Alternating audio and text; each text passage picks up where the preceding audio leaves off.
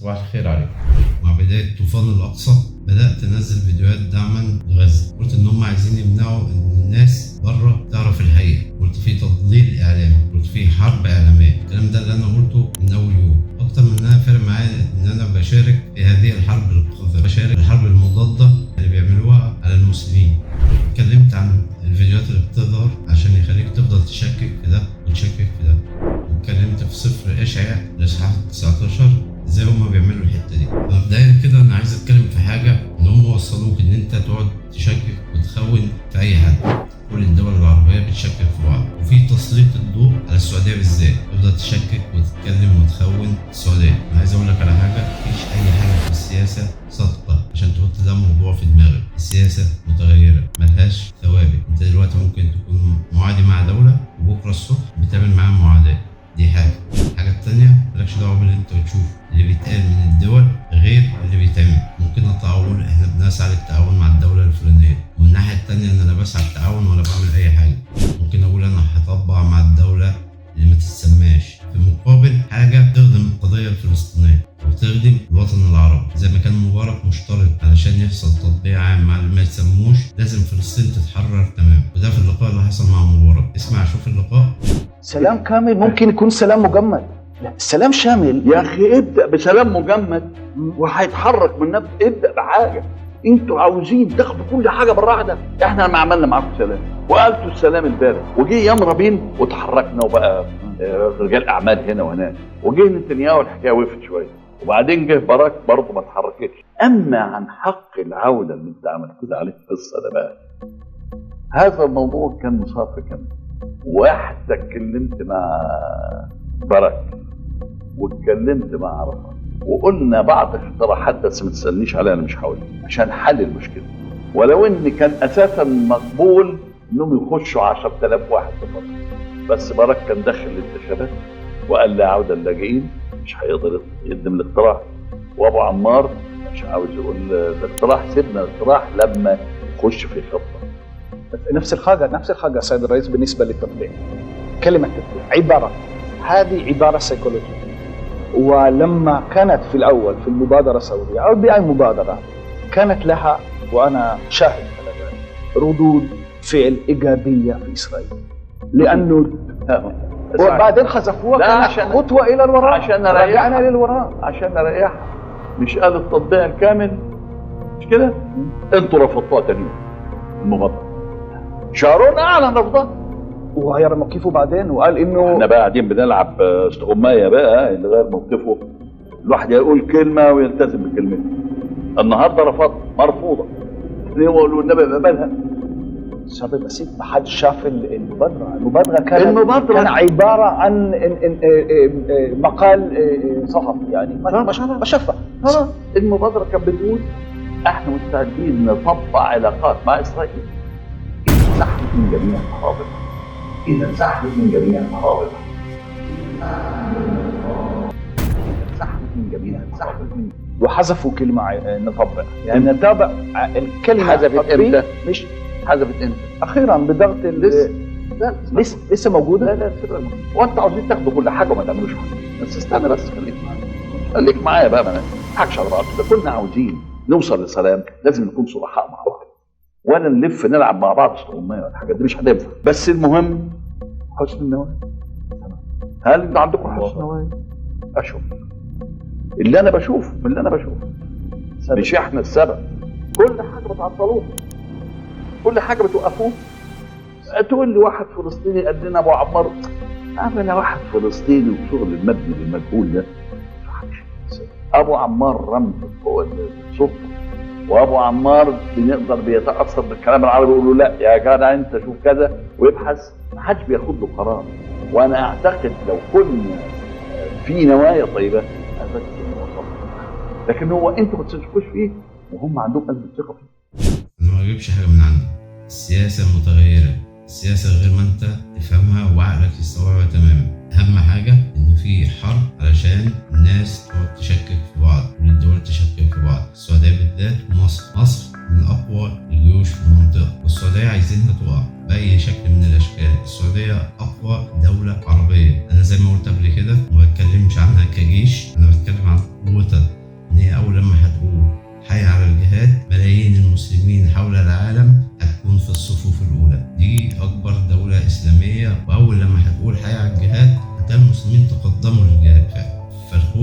السعودية في النقطة دي. الدنيا ماشية حواليك ازاي؟ الموضوع اللي انت بتشوفه في فلسطين الموضوع دلوقتي لا هينتهي بوقف اطلاق نار، ولا هينتهي بتهدئة، ولا هينتهي بسلام. الأول كان الصواريخ بتتضرب في الصحراء بتنزل بدون أي إصابات، دلوقتي في خطوة جدية لتحرير القدس. الموضوع دخل فيه صراعات دول عظمى بتجر رجليها لحرب عالمية تالتة. الموضوع أكبر من إن أنا أقعد أصرخ وأقعد أولول وأقول فين مع حكام العرب، وأنا ممكن بإيديا إن أنا أساعد في حاجة، بدل ما أنا قاعد كل مرة أقول خش على جوجل اكتب القدس هتلاقي عاصمة اللي ما يتسموش، خش غيرها.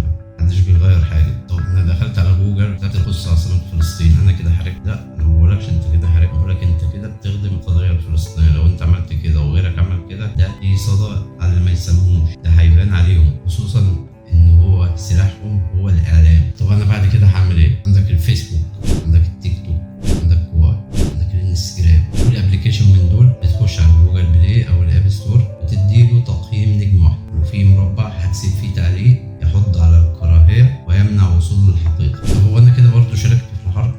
أنت كده بتشارك في القضية الفلسطينية، أنت مش ماسك سلاح، هو ده سلاحك. أنت راجل بتعرف تعمل تصميمات، بتصمم صور، بتوصل رسالة، أنت عملت كده، أو بتعمل محتوى، أو بتشير حد بيقول الكلام دوت، فأنت بتوصل رسالة للعالم اللي بره. شوف الرسالة اللي إحنا وصلناها، شوف المجهود اللي إحنا بنعمله من أول طوفان الأقصى لغاية دلوقتي، شوف إيه اللي حصل.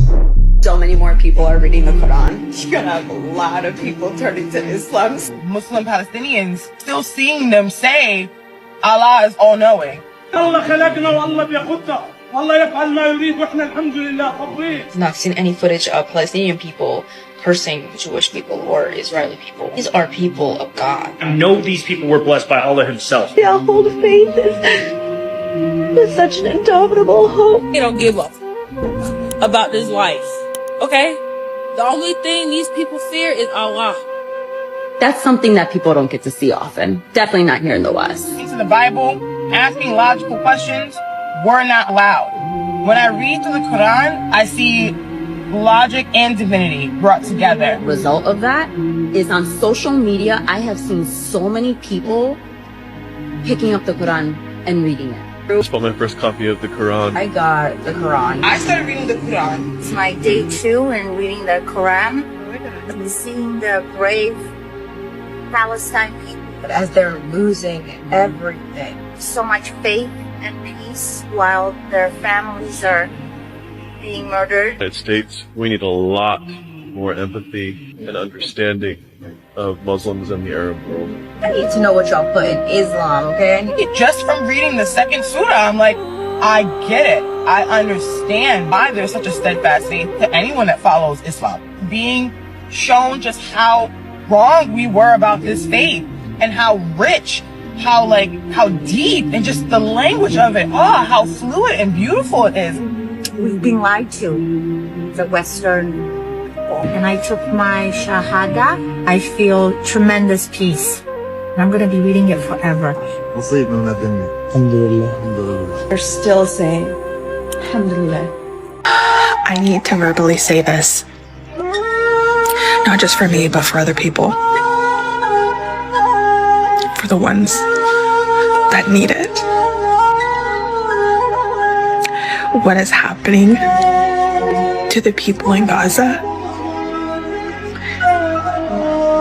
is genocide.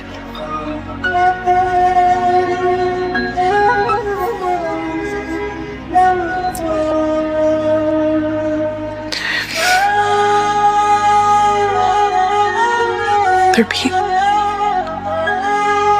people that just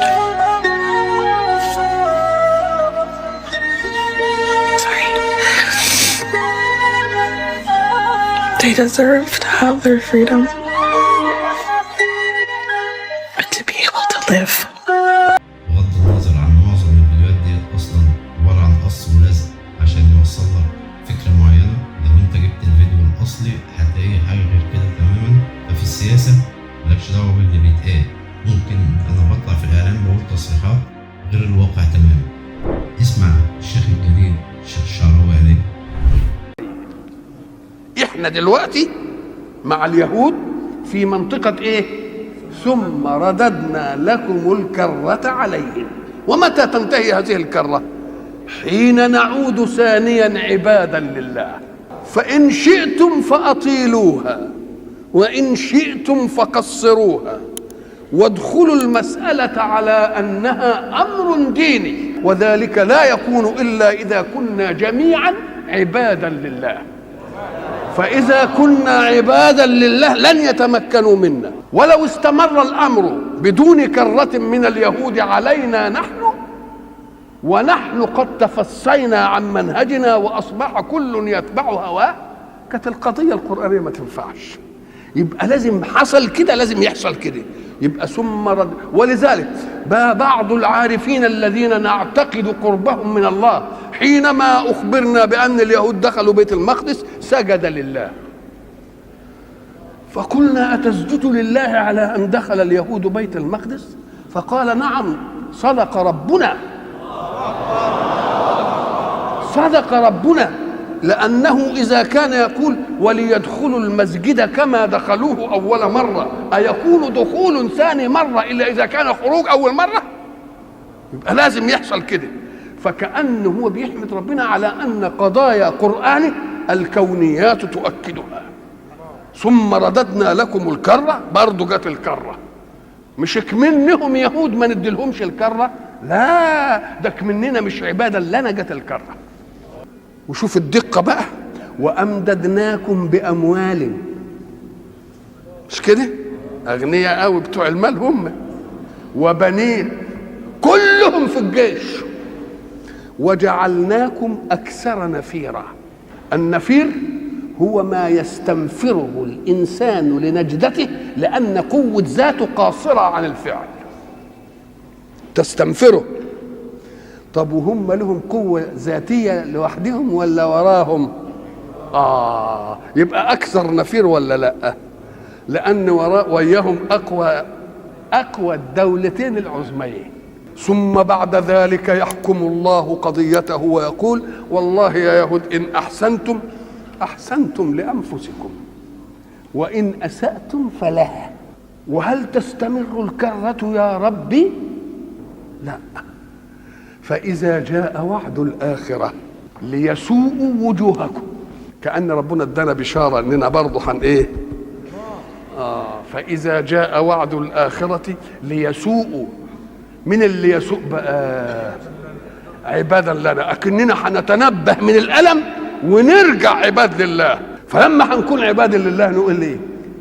فإذا جاء وعد الآخرة بعد الكرة لكم ليسوءوا وجوهكم. أشرف حاجة فيكم إيه؟ الوجه. ليسوءوا وجوهكم وليدخلوا المسجد كما دخلوه أول مرة. الله، ده تاريخ واضح أهو. وليدخلوا المسجد كما دخلوه أول مرة. طب ده أنت في المرة الأولانية يا رب ما جبت سيرة المسجد ولا دخول المسجد. اقرأ كده: وقضينا إلى بني إسرائيل في الكتاب لتفسدن في الأرض مرتين ولتعلن علوا كبيرا.